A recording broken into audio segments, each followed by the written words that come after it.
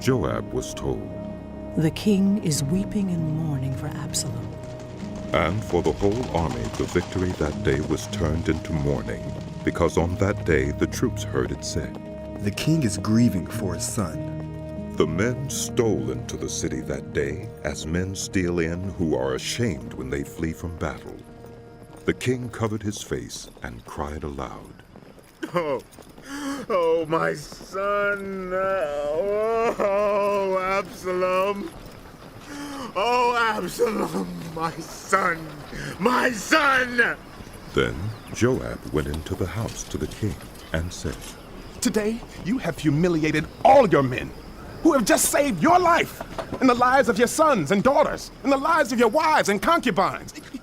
You love those who hate you and hate those who love you. You have made it clear today that the commanders and their men mean nothing to you. I see that you would be pleased if Absalom were alive today and all of us were dead. Now go out and encourage your men. I swear by the Lord that if you don't go out, not a man will be left with you by nightfall. This will be worse for you than all the calamities that have come on you from your youth till now." So the king got up and took his seat in the gateway. When the men were told, "The king is sitting in the gateway," they all came before him. Meanwhile, the Israelites had fled to their homes. Throughout the tribes of Israel, all the people were arguing among themselves, saying, "The king delivered us from the hand of our enemies. He is the one who rescued us from the hand of the Philistines." But now he has fled the country to escape from Absalom. And Absalom, whom we anointed to rule over us, has died in battle. So why do you say nothing about bringing the king back? King David sent this message to Zadok and Abiathar, the priests. "Ask the elders of Judah, why should you be the last to bring the king back to his palace, since what is being said throughout Israel has reached the king at his quarters? You are my relatives, my own flesh and blood. So why should you be the last to bring back the king? And say to Amasa, are you not my own flesh and blood?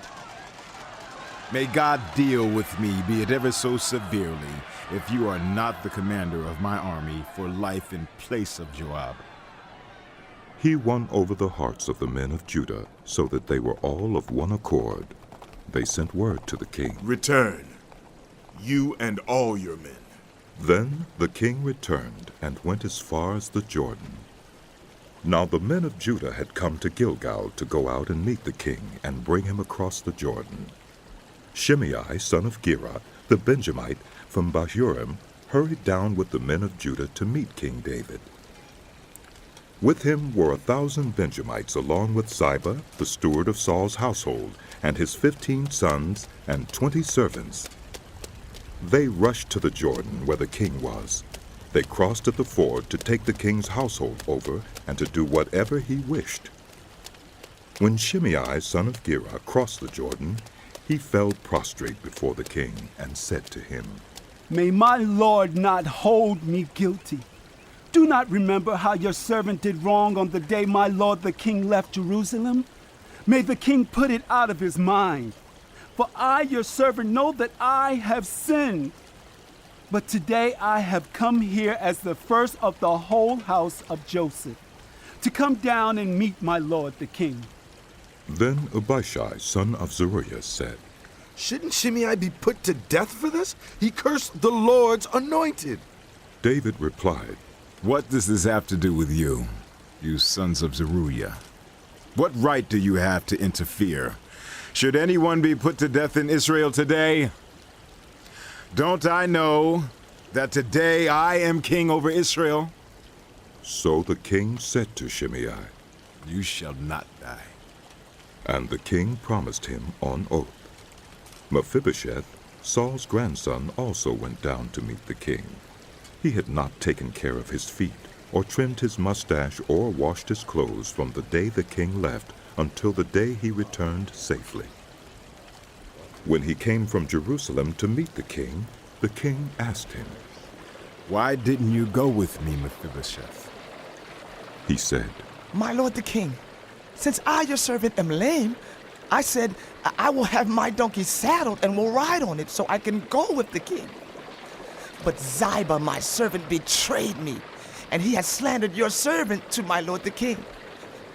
My lord the king is like an angel of God, so do whatever you wish. All my grandfather's descendants deserve nothing but death from my lord the king.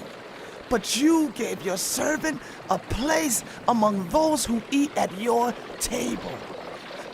So what right do I have to make any more appeals to the king? The king said to him, Why say more? I order you and Ziba to divide the land.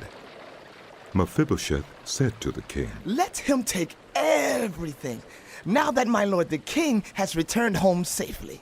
Barzillai the Gileadite also came down from Rogelim to cross the Jordan with the king and to send him on his way from there. Now Barzillai was very old, 80 years of age. He had provided for the king during his stay in Mahanaim, for he was a very wealthy man. The king said to Barzillai, Cross over with me and stay with me in Jerusalem, and I will provide for you.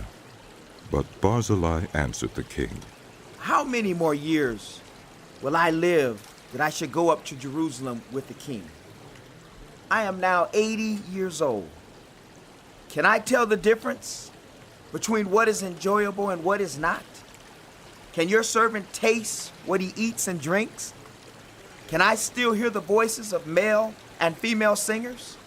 Why should your servant be an added burden to my lord the king? Your servant will cross over the Jordan with the king for a short distance.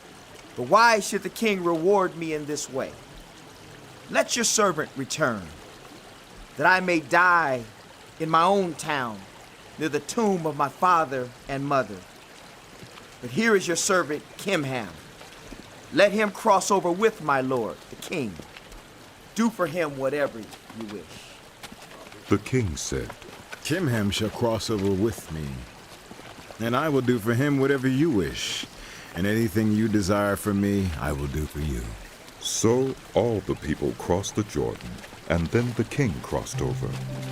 The king kissed Barzillai and bid him farewell, and Barzillai returned to his home. When the king crossed over to Gilgal, Kimham crossed with him. All the troops of Judah and half the troops of Israel had taken the king over.